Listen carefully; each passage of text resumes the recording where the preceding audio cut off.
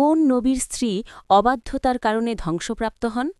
হজরত নূহ আলাইহিসসালাম, হজরত ইব্রাহিম আলাইহিসসালাম, হজরত মূসা আলাইহিসসালাম।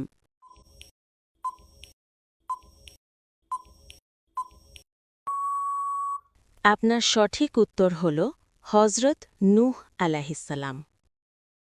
কোন নবী দীর্ঘ ৯৫০ বছর দাওয়াত দিয়েছিলেন?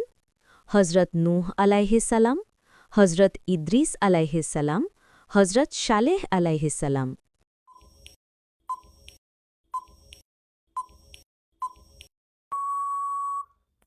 আপনার সঠিক উত্তর হল হজরত নূহ আলাইহিসসালাম। কোন নবীকে রুহুল্লাহ বলা হয়?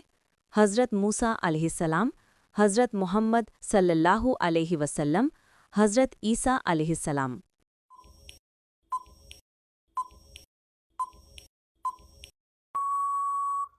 আপনার সঠিক উত্তর হল হজরত ঈসা আলাইহিসসালাম।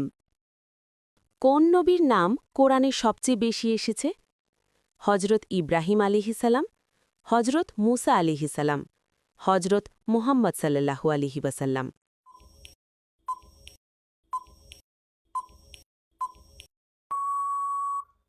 আপনার সঠিক উত্তর হল হজরত মূসা আলাইহিসসালাম। কোন নবীর কওমকে পাথরের বৃষ্টি দ্বারা ধ্বংস করা হয়েছিল? হজরত লূত আলাইহিসসালাম, হজরত শুআইব আলাইহিসসালাম, হজরত হুদ আলাইহিসসালাম।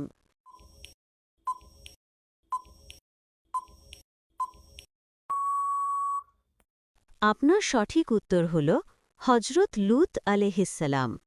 আরও ইসলামিক প্রশ্ন পেতে ফলো করুন, লাইক, শেয়ার, কমেন্ট করতে ভুলবেন না।